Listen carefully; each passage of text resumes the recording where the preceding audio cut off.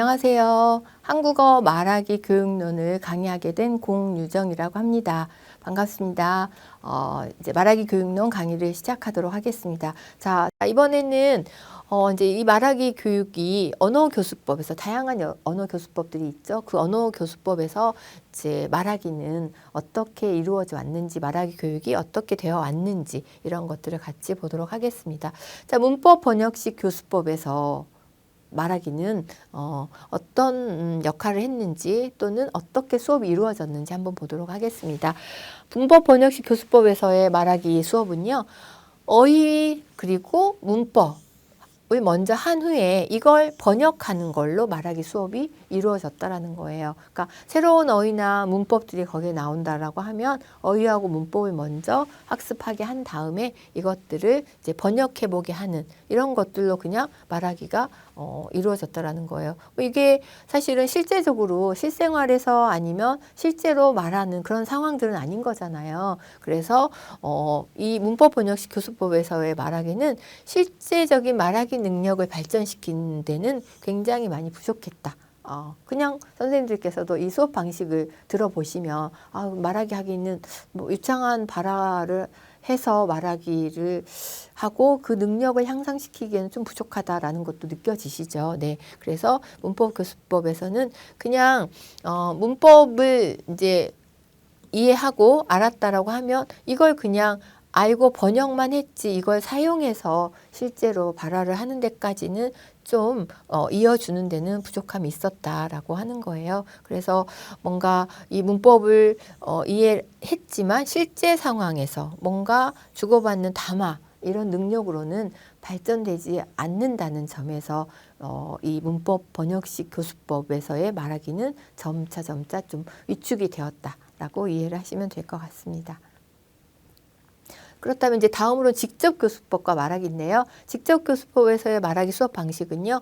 목표로 목표 문형을 먼저 도입을 해요. 이 말은 지금 학습자들이 한국어를 목표로 하고 이제 한국어를 배우는 거잖아요. 외국인 학습자들이. 그러면 목표어인 한국어로 목표 문형을 먼저 도입을 해줘요.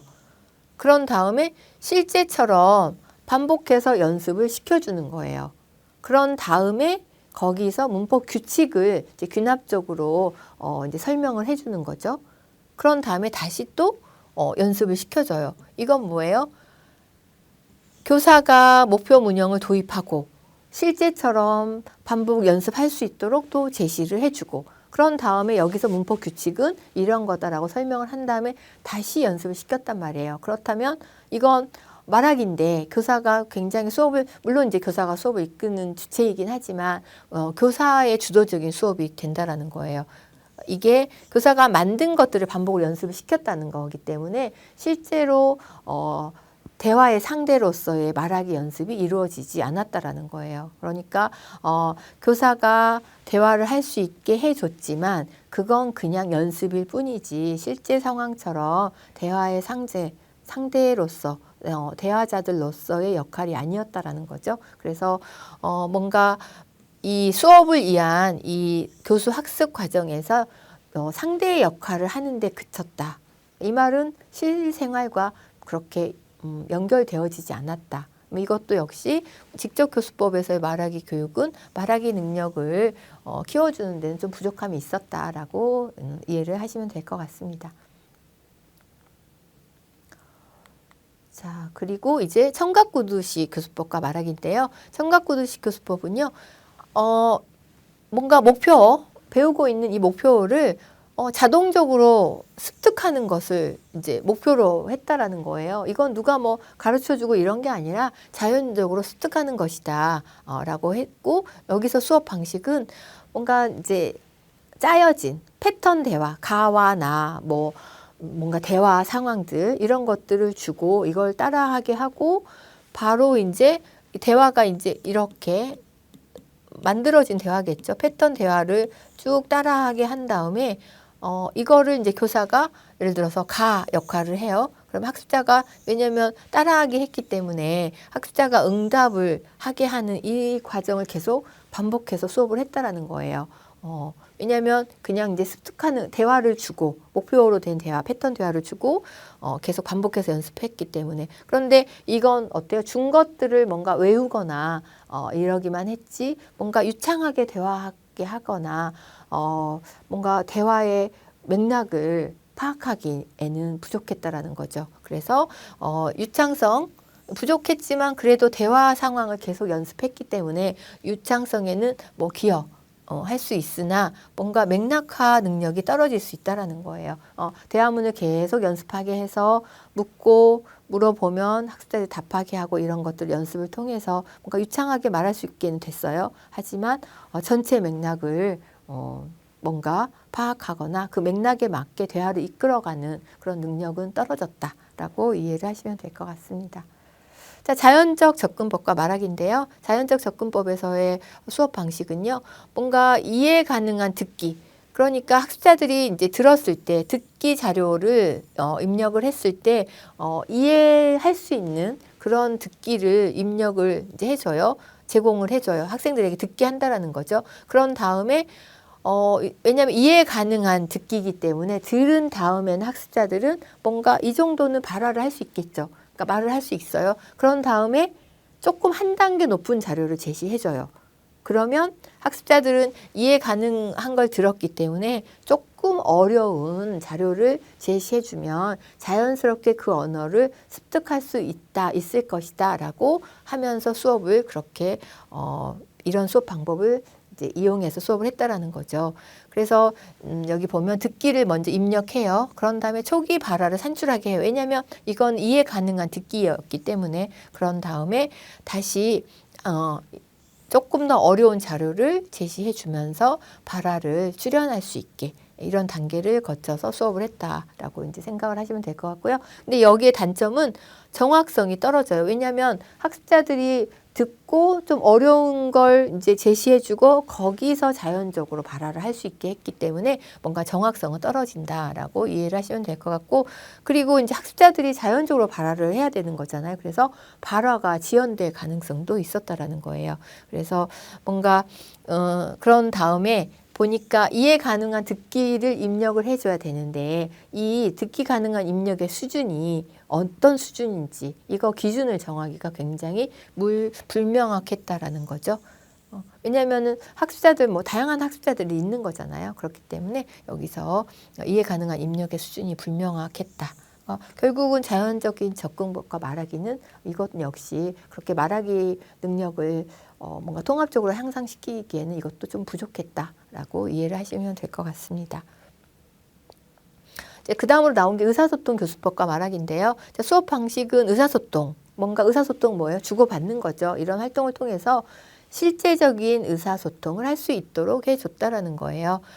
그래서 실제적인 의사소통을 할 수 있게 해준 거 굉장히 이제 좀 발전적이죠. 그런데 단점은 뭔가 언어 구조 학습이 단계적으로는 이루어지기 어려웠다라는 거예요. 왜냐하면 그냥 의사소통 활동을 통해서 실제적인 의사소통을 할 수 있게 했기 때문에, 그리고 자료의 선택, 그리고 선정된 자료의 등급 이런 것들을 정하기가 어려웠다.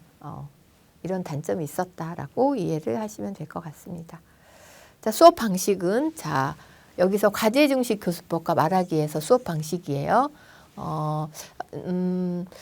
과제 중심이니까 뭔가 과제를 주고 이 과제를 수행해 보게 하는 그런 이제 교수법이겠죠. 그래서 과제 중심 교수법에서의 말하기는 과제를 이제 수행하기 전 활동으로 과제의 주제나 그리고 그 목표를 소개하거나 이제 브레인스토밍, 뭔가 머릿속에 있는 것들을 이제 끄집어내는 그런 이제 끄집어내서 뭔가 조직화해보는 그런 활동들을 이제 먼저 해보게 하고, 그런 다음에 과제 활동을 시켰어요. 그러니까 그거는 과제 활동을 할 때는 그리고 이제 팀원, 조원들과 같이 목표니까 한국어겠죠. 목표로 대화하면서 과제를 수행하고 발표를 준비하게 하는 거죠.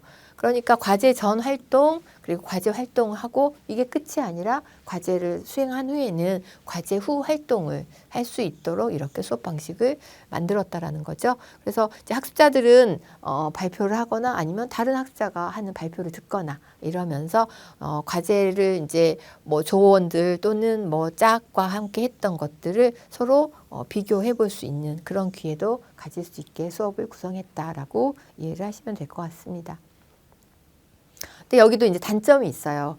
과제 중심 교수법에서의 말하기 교육은 뭔가 과제만 계속 수행할 수 있게 했기 때문에 과제 의존적이에요. 그래서 체계적으로 문법적인 교수가 이루어지지 않았다라는 거예요. 그럼 체계적인 문법적 교수가 이루어지지 않았다는 건 뭔가 정확성이 떨어질 수도 있다라는 거겠죠. 그리고 두 번째로는 학습자 수행 능력에 따라서 교육 효과가 달라요. 왜냐하면 사실은 짝과 함께 팀원과 함께 뭔가 과제를 줬을 때 이걸 굉장히 잘 수행을 하는 학습자가 있는가 하면 이거 굉장히 힘들어하면서 어렵게 따라오지도 못하는 그런 학습자가 있을 수 있겠죠. 그래서 한 교실 안에서 그런 이제 수행 능력이 다르기 때문에 교사가 교육을 시키기에는 굉장히 부담이 큰 교수법이었다라고 이해를 하시면 될 것 같습니다. 그 다음에 나온 게 이제 형태 초점 교수법과 말하기인데요. 자, 앞서서 의사소통 교수법, 그 다음에 과제 중심 교수법, 이와 같은 이제 의미의 중점을 둔 교수법에 대한 대안으로서 이제 등장을 한 게 형태 초점 교수법이라는 거예요. 문법적인 정확성이 떨어진다는 우려 때문에 이제 나타난 게 형태 초점 교수법이라는 거예요. 그러니까 의사소통 교수법은 실제 의사소통을 하게 했고 또 과제 중심 교수법은 과제를 수행을 하면서 뭔가 상호작용이 이루어지게 이제 뭐 과제 수행을 하게 했는데 이게 보니까 단점이 문법적인 정확성이 떨어진다는 거예요. 그래서 그런 걱정 때문에 나타난 게 형태 초점 교수법이다라고 생각을 하시면 될 것 같고요. 결국 형태 초점 교수법은 떨어지는 이 정확성을 보완을 하고 또 유창성도 같이 잘 향상될 수 있도록 유창성과 정확성 두 가지 모두를 추구한다는 특징이 있다. 그것이 형태 초점 교수법에서의 말하기다라고 이해를 하시면 될 것 같습니다. 수업 방식은 어떻게 이루어졌을까요? 이제 학습자가 의사소통에 초점을 둔 수업에서 과제를 수행하는 가운데, 그러니까 의사소통 교수법에서의 말하기와 과제 중심 교수법에서의 말하기죠. 이런 가운데 의사소통상의 필요에 의해서 자연스럽게 언어의 형태에 집중을 하게 되는 방향으로 진행된다라는 거예요. 그러니까 의사소통하면서 뭔가 유창성은 향상이 되겠죠. 근데 거기에다가 서로 이제 의사소통을 하기 위해서는 뭔가 언어 형태, 그러니까 문법적인 거죠. 이런 형태에 집중을 하게 되는 방향으로 진행될 수 있게 수업을 구성했다라고 이해를 하시면 될 것 같습니다.